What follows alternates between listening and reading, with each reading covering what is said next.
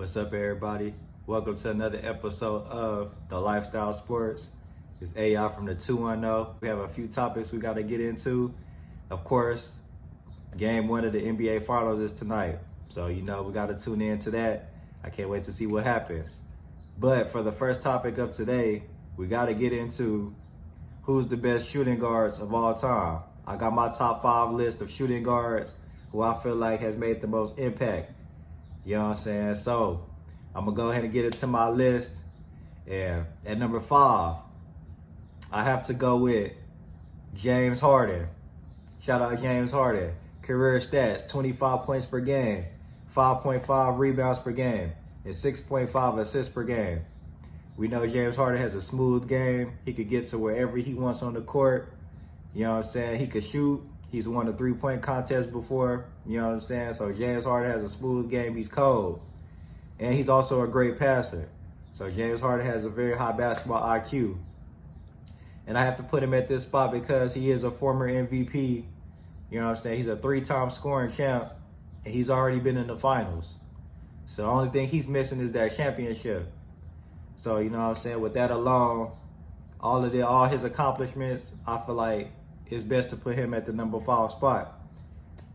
And number 4, I gotta go with the man who's had the most impact on my personal life. You know what I'm saying? The great player when I started watching basketball, who made me, you know what I'm saying, become a big fan. I gotta go with Allen Iverson, AI. You know what I'm saying? Career stats, 26.7 points per game, 3.7 rebounds per game, and 6.2 assists per game. Shout out to the answer. You know what I'm saying? He played with a lot of heart. He was never scared of nobody on the court. You know what I'm saying? He's probably the smallest player on the court, but was most of the time the best player on the court. It wasn't too many people who was better than Iverson, especially at his prime. You know what I'm saying? 01 Iverson was the best player in the league. You know what I'm saying? MVP Iverson. So he took a team to the finals by himself. The 01 Sixers team, he took them by himself. And the Lakers and Kobe and Shaq was undefeated the whole playoffs. He was able to beat them in a game by himself. So we know how cold Iverson was, you know what I'm saying, with that off top. Iverson is a former MVP, a 4-time scoring champ, and a cultural icon. So I got a lot of love for Iverson, and he's definitely a top 5 shooting guard of all time. I got to put him at number 4. And number 3, I got to go with DWade. Shout out Dwayne Wade. Phenomenal player. You know what I'm saying? Career stats, 22 points per game, 4.7 rebounds per game, and 5.4 assists per game. D-Wade was cold, very athletic. You know what I'm saying? D-Wade was a smart player, and he was never afraid of the big moments. You know what I'm saying? D-Wade could hoop for sure. Then he made it look cool. D-Wade was a spectacular player.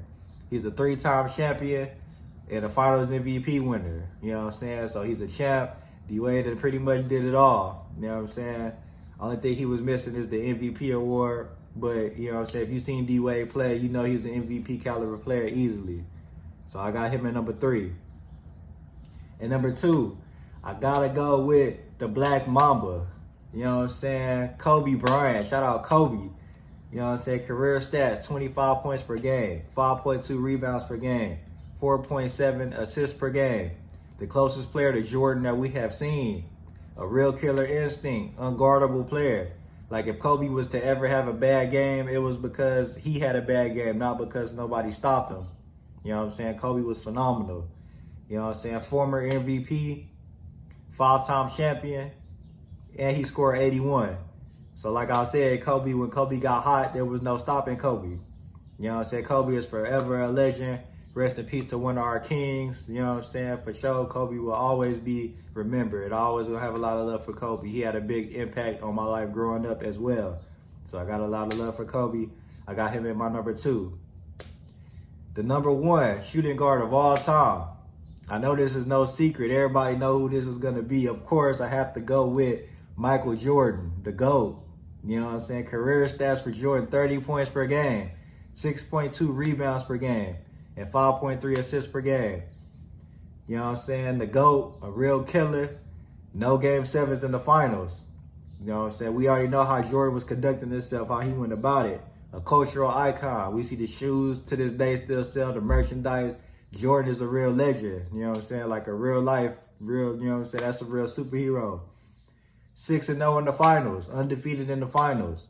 6 rings, 6 finals MVPs, and 5 MVPs for itself.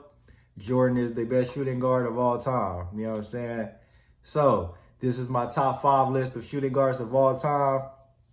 You know what I'm saying? It can change throughout time. We're going to see if there are some players that could come up. We're going to see if James Harden is still active, so he has a chance to maybe move up in the list. But right now, this is my 5. Today in NBA history is an important day. On this day in 2019, Kyrie Irving signs with the Brooklyn Nets. Also on this day, Anthony Davis gets traded to the LA Lakers. So we see how this is impacting the NBA today. I feel like both players are great players, both favorite players of mine in the league right now. I like both of them, you know what I'm saying? And they both, I want to say Kyrie maybe played one more season, so they both played around the same amount of seasons. So what I want to know is who wins more championships on their teams? You know what I'm saying? Who could win more rings if they stay on these teams? So Kyrie Irving, his numbers in Brooklyn so far. In his first season, in the 1920 season, he played 20 games, averaged 27.4 points per game, 5.2 rebounds, and 6.4 assists. Cold numbers from Kyrie. You know he gonna hoop. The next year, last season, 54 games he played, 26.9 points per game, 4.8 rebounds, and 6 assists per game. Yet again, great numbers from Kyrie. You know what I'm saying? The Brooklyn Nets have a cold team. He plays with James Harden and KD. Those are 2 former MVPs. Him and KD have already won a championship, so they're both champions. And all 3 players have played in the finals. So they have a strong, constructed team right now with a lot of leadership, with a lot of experience that's in their prime. We go to Anthony Davis.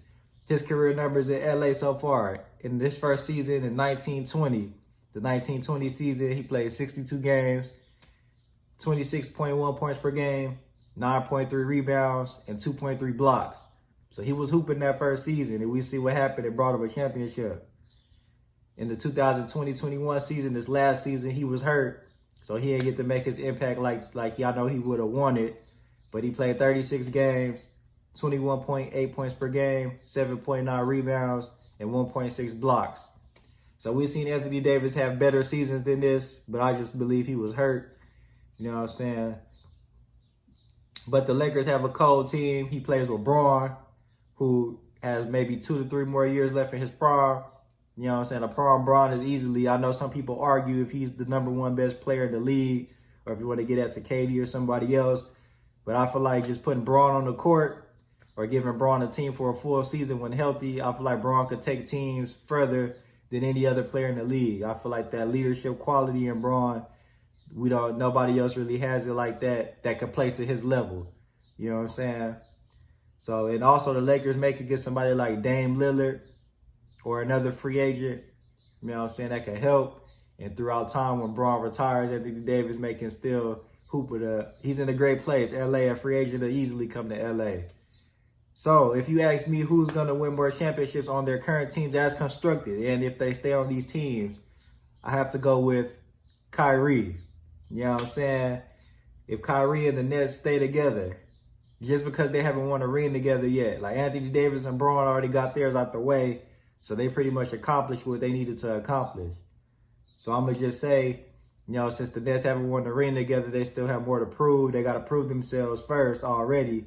So once they get that first ring, which I feel like could come soon, I feel like they definitely have the best team in the East when healthy. So they get their first ring, and if they can stay together, I feel like each one of them has at least like 5 years in their prime, at least, minimum. So if they can stay together for 5 seasons in their prime on the Nets, they can easily win maybe 3 rings. You know what I'm saying? Maybe at least 3. So with that being said, I have to go with the Nets, and I have to go with Kyrie as winning the most rings on his team. Well, I just want to thank everybody for tuning in to another episode of The Lifestyle Sports. It's AI from the 210. Don't forget to comment, subscribe, like, follow on IG at The Lifestyle Sports Podcast, at Allen Iverson, ALAN Iverson. Till next time.